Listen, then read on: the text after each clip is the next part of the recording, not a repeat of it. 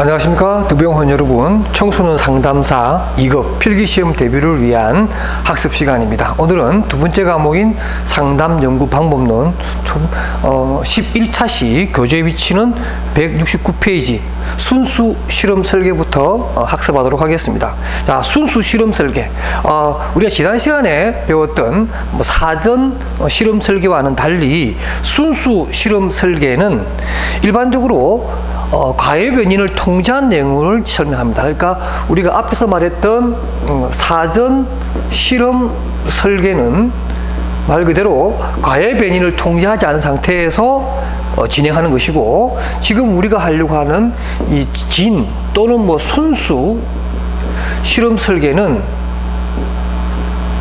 투입되는 독립 변수의 어떤 그룹의 어떤 집단에 있어서 우리가 말하는 가외 변이라고 하는 것을, 또는 외생 변인이라고 하는 것을 어느 정도 통제가 가능한 상태에서 우리가 디자인할 수 있는 실험 설계다, 이렇게 일단은 개념을 알아주시고요. 일반적으로 우리가 실험실 연구 개념으로 보시면 돼요. 우리가 실험실 연구 같은 경우에는 대표적인 특징 중에 하나가 가외 변인을 통제함으로 해서 종속 변인의 원인을 오롯이 가외 변인, 독립 변인의 이유 때문에 그렇다, 이렇게 말할 수 있는 그러한 관계성에 있어서 과외 변인을 통제해놓은 상황을 우리는 순수 실험 설계라고 합니다. 이러한 순수 실험 설계는 그 내용에 나와 있는 것처럼 인가 추론의 세 가지 조건인 실험 집단과 통제 집단의 비교, 그 다음에 변수의 조작, 여기서 말하는 변수라고 하는 것은 보통 독립 변인의 변수를 얘기하는 거죠. 그리고 경쟁적 가설의 통제라고 하는 이러한 조건들을 비교적 충실하게 갖춘 설계를 우리는 순수 실험 설계라고 합니다. 이러한 순수 실험 설계는 세 가지 유형을 볼 수가 있습니다. 물론 책에는 제가 6가지 유형을 얘기했습니다만은, 처음에 나오는 통제 집단 사후 측정 설계라는 것과 통제 집단 사전 사후 설계, 일반적으로 우리가 고전적 실험 설계라고 해서 가장 많이 사용하는 방법 중에 하나이고, 세 번째가 바로 솔로몬의 내집단 실험 설계라고 하는 것이 있습니다. 그 밑에 나오는 요인이라든가 가짜 블록 실험 설계는 잘 사용하지 않고 또 시험에도 그렇게 잘 나오지 않기 때문에, 여러분들은 순수 실험 설계에서 위에 나오는 이 세 가지 유형만 잘 파악하셔도 충분히 시험에 대비할 수 있다, 이렇게 보시면 되겠습니다. 그러면 이러한 순수 실험 설계의 유형 세 가지를 하나하나 설명을 해 드리도록 하겠습니다. 먼저 가장 많이 쓰이는 고전적인 실험 설계로서 바로 통제 집단 사전 사후 실험 설계에 대해서 설명하도록 하겠습니다. 여러분 교재 169페이지 아랫단에 보게 되면 양가로 1번에 통제 집단 사전 사후 측정 설계라고 하는 것이 있습니다. 근데 이것은 얼른 보면 우리가 지난 시간에 배웠던 교재 지금 좌측에 있는 168페이지에 있는 그 내용을 한번 보게 되면, 여기도 역시 실험 집단과 통제 집단이 나오잖아요. 그죠? 그런데 차이점이 뭔가요? 바로 168페이지 나오는 비교 집단 설계 같은 경우에는 가외 변인, 외생 변인을 통제하지 않은 상태이기 때문에 바로 우리가 말하는 O0라는 개념이 없어요. O0라는 개념이 없이 바로 실험 집단에는 처치를 해서 O1을 묻고, 그 다음에 또 통제 집단 같은 경우에는 처치하지 않고 O2라고 하는 것을 결과를 찾아서 둘 사이의 차이점을 찾는 그런 거라면, 169페이지에 나오는 통제 집단 사전 사후 설계는 랜덤하게 집단을 추출하긴 하지만 말 그대로 가외 변인을 통제를 한, 뭔가 조치를 취하고 처치를 한 그러한 그림을 보여줍니다. 그래서 169페이지 밑에 있는 실험 집단 이지를 랜덤하게 추출을 해서 어떠한 처치를 가한 O1에서 O2를 보게 될 것이고, 그 다음에 통제 집단에서는 O3에서 O4를 우리가 또 결과를 도출할 수 있습니다. 이래서 이 양자 간의 차이점을 비교해서 처치라고 하는 것, 다시 말해서 독립 변수의 효과성을 찾는 그런 모형을 우리가 알 수가 있습니다. 이것이 가장 대표적이고 우리가 보통 연구 장면에서 가장 많이 쓰이는 그러한 방법이라는 거 꼭 알아두시기 바랍니다. 그럼 두 번째로 우리가 봐야 될 것이 통제 집단 사후 측정 설계입니다. 한 장을 넘기시면 다음 페이지 170페이지 보게 되면 상단에 있습니다. 역시 실험 집단과 통제 집단이 등장하지만 랜덤하게 대상을 무작위로 추출한 것은 맞습니다만은 O1이라든가 O0라든가 하는 그러한 사전에 염두에 둔 집단이 없다라는 거죠. 그리고 사후에만 O2, O10가 등장하게 되죠. 그래서 이 둘 사이의 차이를 독립 변수의 효과로 우리가 파악할 수 있는 이러한 설계를 사후 설계라고 한다는 거 꼭 알아두시기 바랍니다. 그 다음에 재밌는 게 양가로 3번에 나오는 솔로몬의 내집단 설계입니다.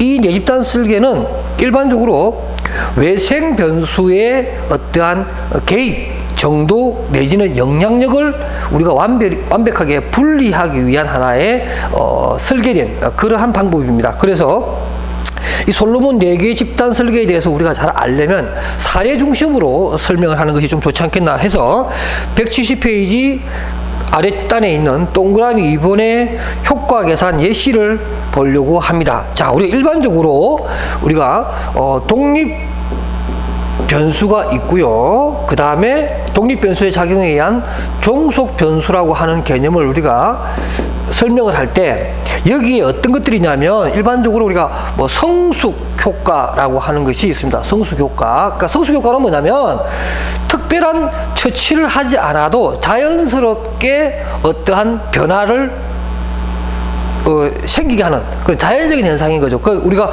예를 들면 초등학교 1학년 학생이 초등학교 2학년이 되게 되면 특별한 처치를 하지 않더라도 아이의 어떤 지적 발달이나 또는 인지적인 발달이 있을 수 있겠죠. 그러한 내용으로 어떤 그러한 발달적 성숙이 가져오는 효과가 있을 수 있겠고, 그 다음에 또 처치에 따른 반발 효과라고 하는 것도 있습니다. 반발 효과라고 해서 예를 들면 뭐 이런 것들도 있겠죠. 반복적인 처치를 했다든가 아니면은 A 집단은 처치했지만 B 집단을 처치하지 않았을 경우에 처치하지 않은 B 집단이 처치한 집단을 따라가기 위해서 인위적으로 노력하는 것, 이런 것들이 다 처치에 따른 반발 효과라고 볼 수 있습니다. 이런 것들이 있을 수 있겠고요. 또 하나가 뭐냐면 외부 효과입니다. 외부 효과는 일반적으로 뭐 가외 변인 같은 것들이 있겠죠.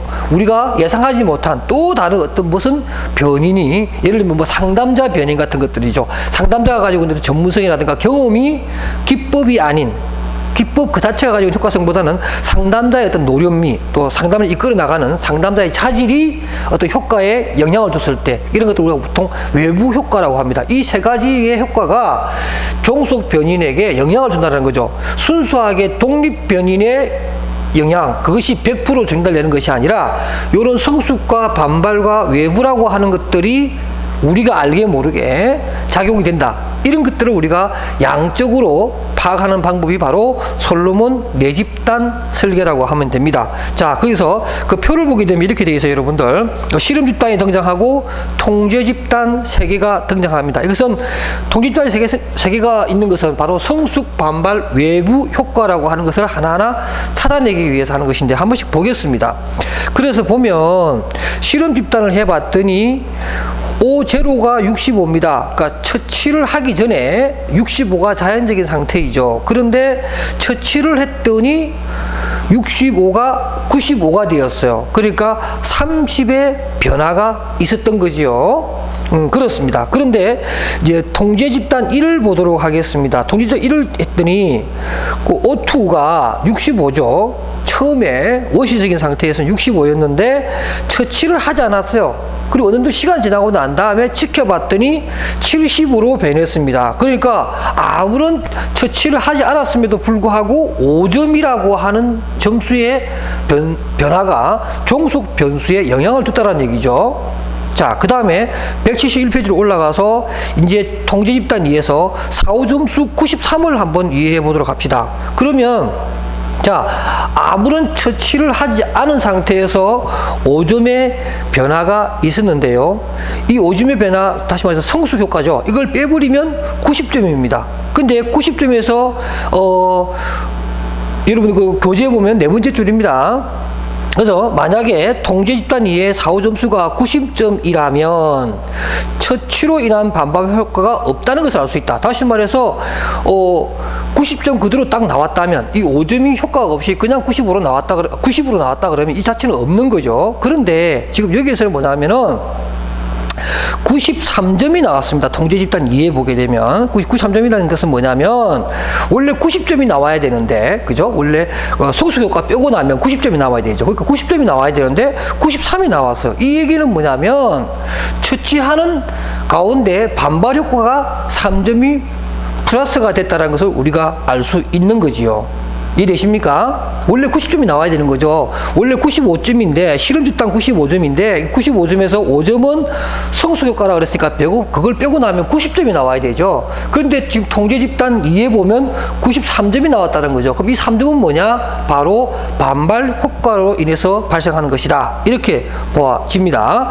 그 다음에 통제 집단 3의 4호 점수는 68점입니다. 자, 4호 점수는 68점인데 원래 우리가 O0는 65점이었어요. 65점이었는데 아무런 처치를 하지 않은 상태에서, 다시 말해서 성숙 효과도 없고 반발 효과도 없는 상태에서 68점이라고 하는 것은 나왔다는 것은 원래 점수 65에서 빼면 3점이 남는 거죠. 이게 바로 외부 효과입니다. 아무런 조치를 취하지도 않고 통제를 가하지도 않은 상태에서 바로 이러한 점수가 나왔다는 것은 보이지 않는 3점이 반발 성숙 뺀 나머지 또 3점이 존재하는, 그것이 바로 외부 효과 3점이라는 걸 알 수가 있겠죠. 그래서 이러한 솔로몬 내집단 설계에서 우리가 볼 수 있는 것은 성숙 효과 5점, 반발 효과 3점, 그 다음에 외부 효과 3점 이렇게 존재한다라고 하는 것을 우리는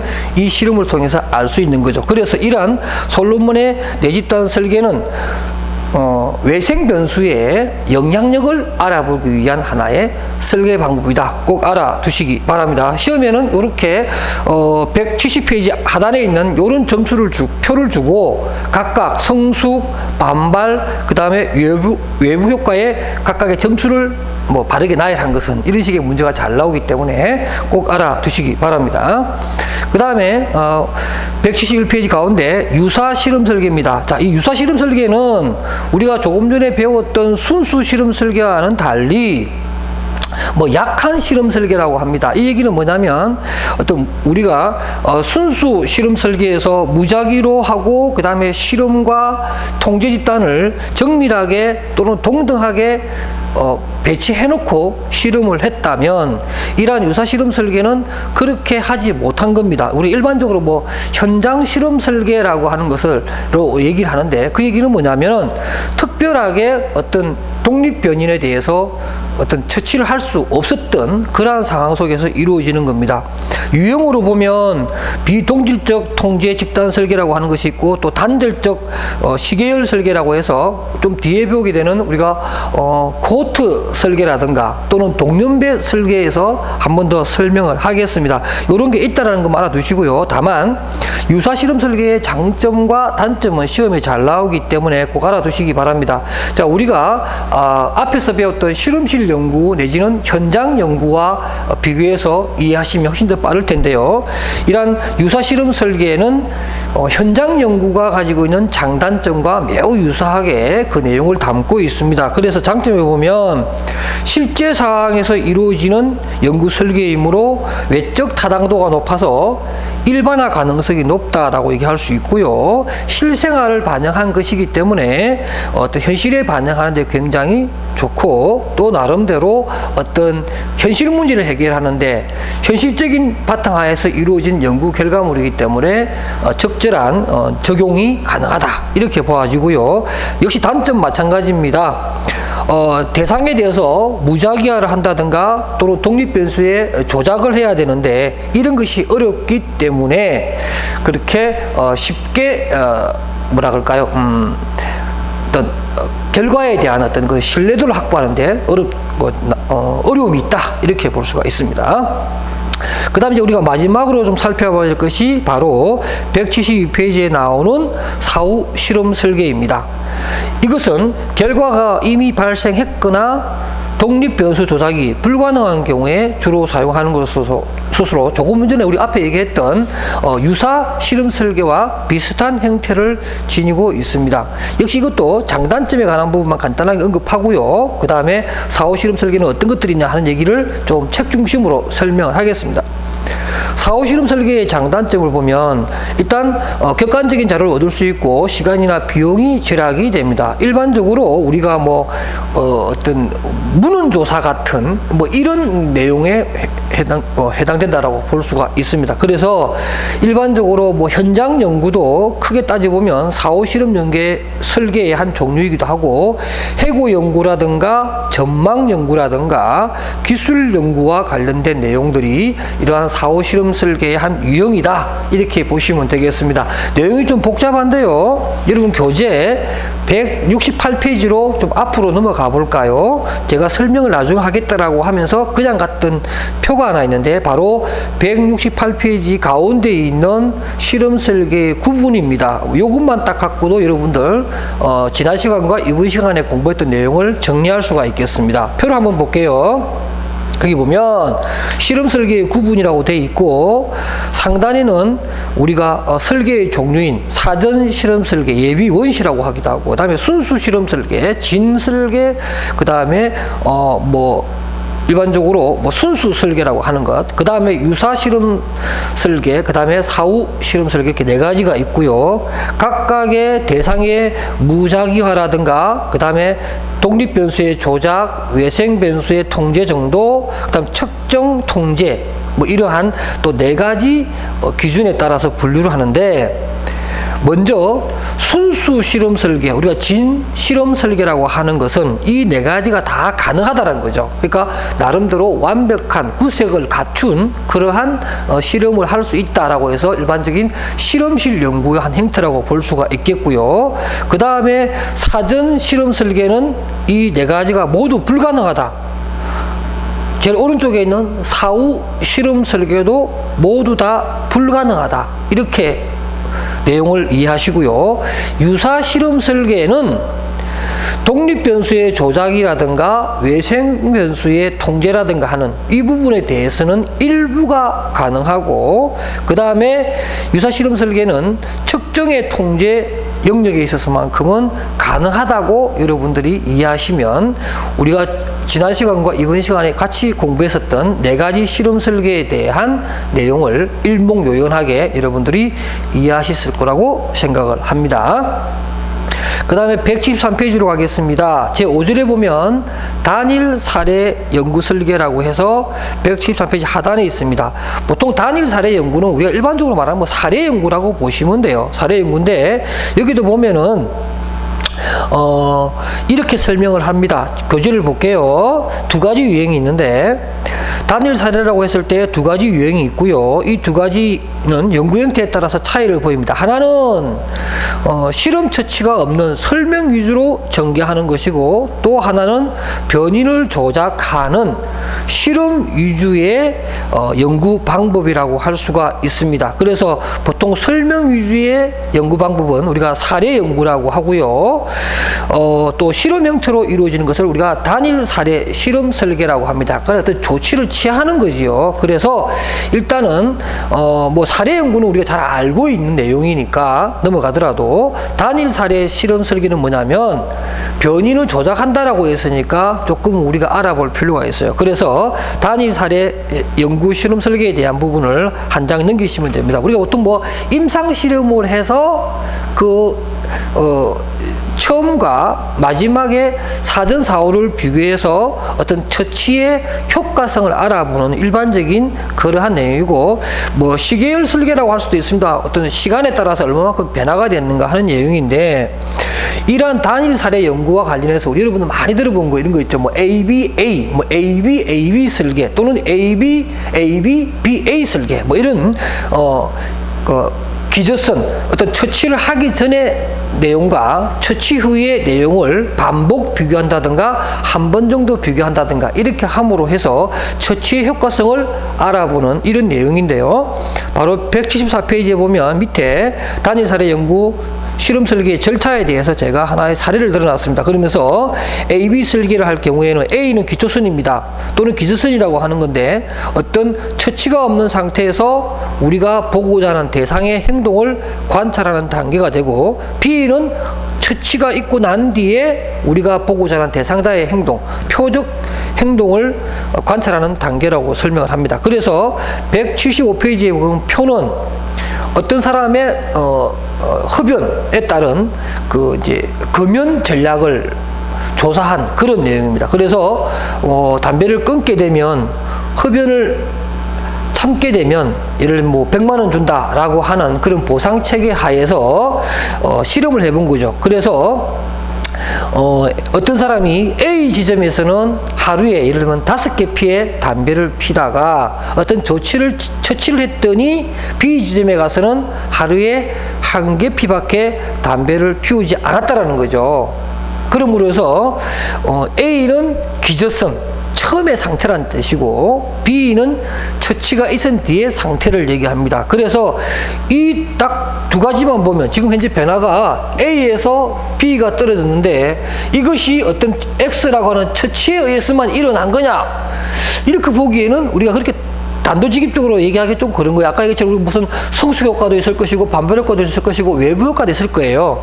이런 효과도 있을 수 있기 때문에 과연 이 처치라고 하는 것이 얼마만큼 효과적이냐, 또는 반복적으로 했을 때도 반복적인 효과가 어떤 유사한 결과가 나올 수 있겠느냐 하는 부분 우리가 알아봐야 되기 때문에, 때에 따라서는 175페이지 나오는 가운데 밑에 있는 ABA라고 해서 다시 기저선으로 돌아가는지 안 가는지를 살펴볼 필요가 있겠고, 그 다음에 AB 반복해서 다시 한번 측정을 하는 이러한 방법을 통해서 우리는 이 X라고 하는 처치의 내용을 정확하게 이해하는 거죠. 그래서 뭐 보면 또 BAB 기법도 있겠고요. 그 다음에 176페이지에 방가로 5번에 보면 중다 기초선 설계라고 해서 복수의 기저선을 설치하죠. 그러니까 A, A-, B, B- 이렇게 해서 설계를 하는 중다 기초선 설계라고 하는 것도 있다. 이렇게 여러분들이 알아두셨으면 좋겠습니다. 그래서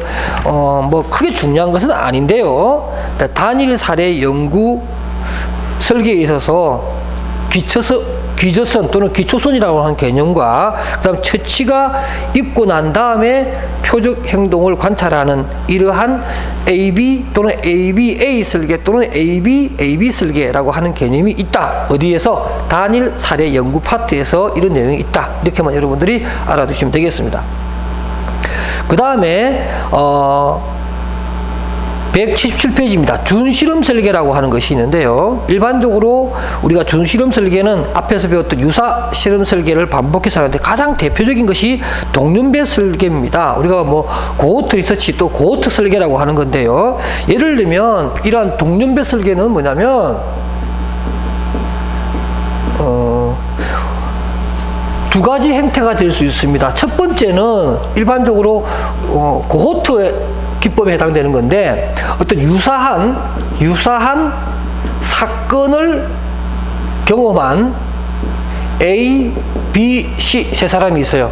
그리고 이 사람들이 각각 다른 환경에서 한 1년간을 생활하고 난 다음에 A와 B와 C의 어떤 행동의 변화를 알아보는 이런 방법이 있겠고요. 또 두 번째는 뭐냐면 동년배이기 때문에 이것도 우리가 꼭 뭐 횡단 연구냐 종단 연구냐 이렇게 말할 수 없는 게 각각의 어떤 장점을 살리려고 하는 그러한 기법인데요.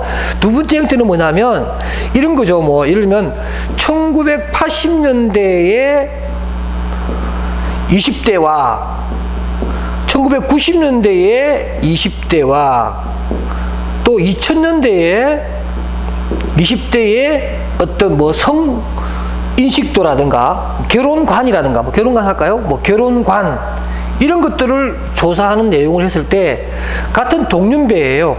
태어난 시기는 다르지만 20대라고 하는 동년배라고 하는 공통점이 있어요.